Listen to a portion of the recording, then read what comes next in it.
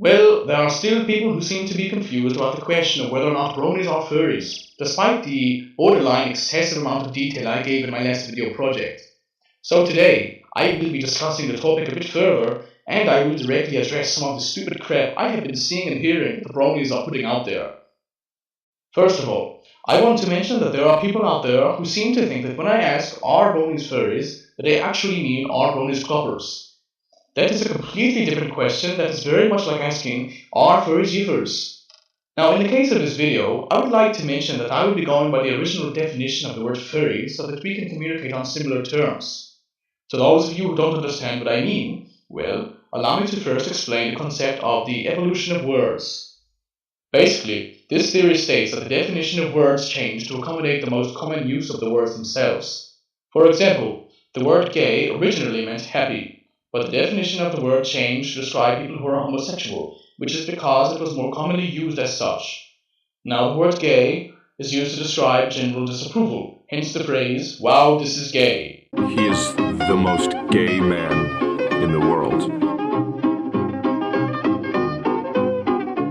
I don't always drink beer, but when I do because my father hates it. Drink responsibly, my friends. Or should I say, puede ir al baño, por favor. I have already described the original definition of a furry in my last video project, but I will reiterate for those who have not watched it yet. A furry is someone who is an open fan of general anthropomorphism, the level of which varies greatly, which is something else you can find in my last video project. But their interest can be limited to a single species or a select group of species. Furry cannot be considered a furry based on that alone, however, which brings me to say that a furry is only a furry when it also submits itself to a community of people with similar interests, which is known as a fandom or fanbase. These are the minimum standards that constitute a furry, but regardless of title, it is the conduct of a furry that really defines it as such. Hence the phrase, if it walks like a furry and talks like a furry, then it is a furry. You're a persecutor. Persecution. Persecution. Emily. Persecution. Emily. Persecution. Persecution. Persecution. Emily. Now let's take a look at the yiffers. These people used to be the scapegoat of the furry fandom, who also refer to the yiffers as the dark side of the furry fandom and were often excluded from the rest of the fandom because the furries were too embarrassed to admit openly that the yiffers were a part of their fandom. But when it is all narrowed down, we see that the yiffers meet the minimum standards of what constitutes a furry, and therefore qualify as furries, so no one can deny them their status as furries. But let's not forget that the furries were the only ones who ever denied that the yiffers were generic furries at heart, despite any apparent differences. It is now widely known that the majority of the furry fandom secretly really was into yiff, and currently do not hide it. Now that the furry fandom has shown its true colors, it is now known that the vast majority of furries are yiffers, thereby making the terms furry and yiffer synonymous.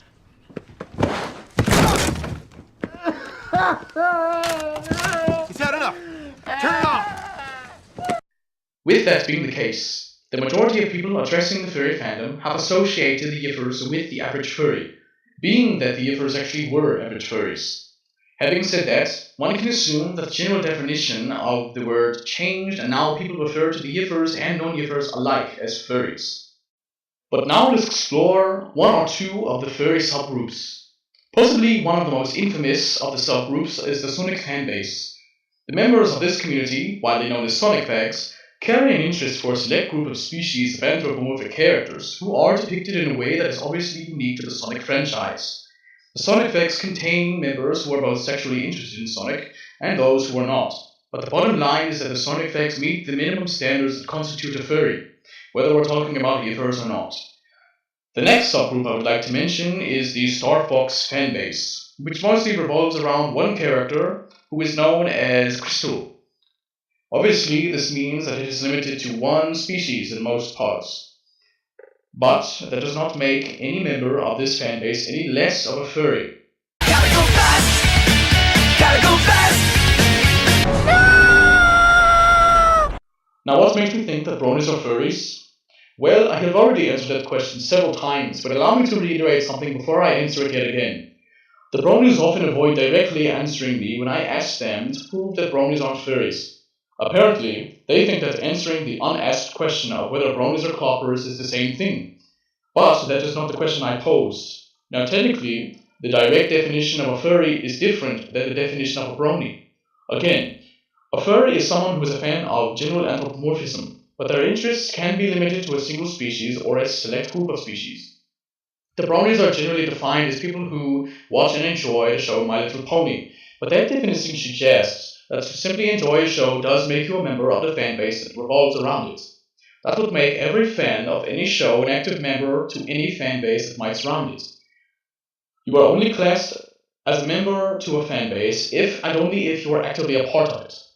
Therefore, the bronies are people who like the show and who are actively members of the brony community. One other thing to consider about the bronies is that My Little Pony revolves around anthropomorphic characters, those characters being the primary reason why bronies typically watch the show. That makes them a subgroup of the furry fandom by definition, which subsequently makes them furries.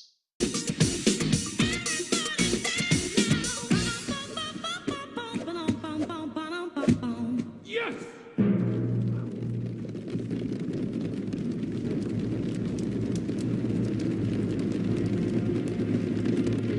Let's go, Cougars!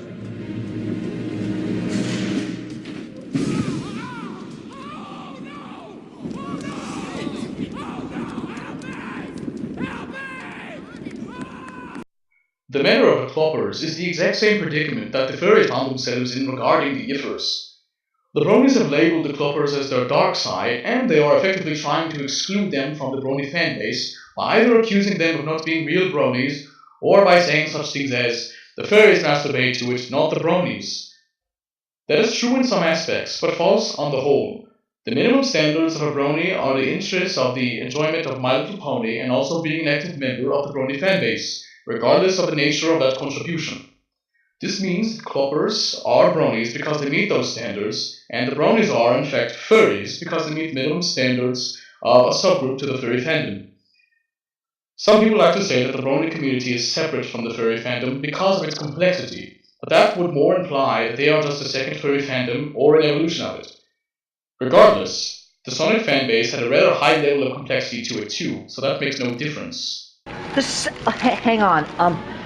I've got the same both toy, and it turns out I wanted Pinkie Pie and Rainbow Dash. Which one is Pinkie Pie and Rainbow Dash. It turns out that I got both of the same one. Leslie, I would like to personally criticize the many faults and excuses made by the bronies to disassociate themselves with the cloppers. First off, the people saying that the bronies are justified in having members to their fanbase that masturbate to ponies just because of their fanbases have people who do pretty much the same thing are guilty of using the common fallacy called the appeal to common practice. However, simply saying that two wrongs don't make a right is sufficient contradiction to any of those so-called justifications. Next, it's even worse for a brony to say that a clopper isn't a real brony because it says that the bronies in question are completely ignoring the standards that qualify the cloppers as bronies, which suggests that they are either stupid or blind with embarrassment. Avoiding the real question by changing the subject or answering unasked questions either makes them look retarded, autistic, or dyslexic. I will leave it up to you to pick your poison. As one of my good friends once said, the bronies who compare the brony fanbase to the furry fandom are simply comparing something to itself. The use of words expressing something other than their literal intention. Now that is irony. As for the faults, well, let's face it, the bronies are just as prone to forcing their interest on people who don't want to see it as the furries are. In fact, the bronies are more likely to do this, and they even have their own subsection of Rule 34 to prove it. Not to mention all of the primary Rule 34 they already have out there. Ha! Gay! They try to say stuff like, oh, well, the porn only makes up a small percentage of the brony fanbase, but that is far from true. If you consider the actual fan arts and not the still frames, recolors, or traces, that porn ratio skyrockets.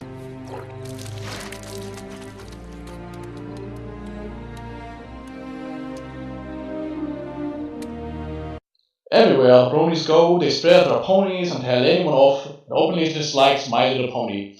Then they tell them that they are the ones who force their shit on people just because they don't like it. Then there's that insatiable desire to lie about loving and tolerating. But everyone knows that bronies don't actually love and tolerate shit. As I mentioned in my last project, the bronies can't even love or tolerate their haters or the furries. But just the idea of loving and tolerating over the internet is, well...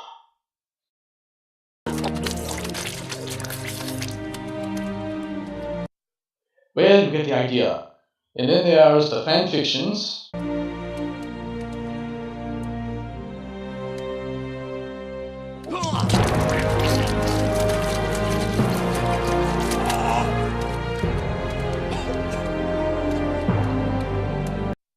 And the role players.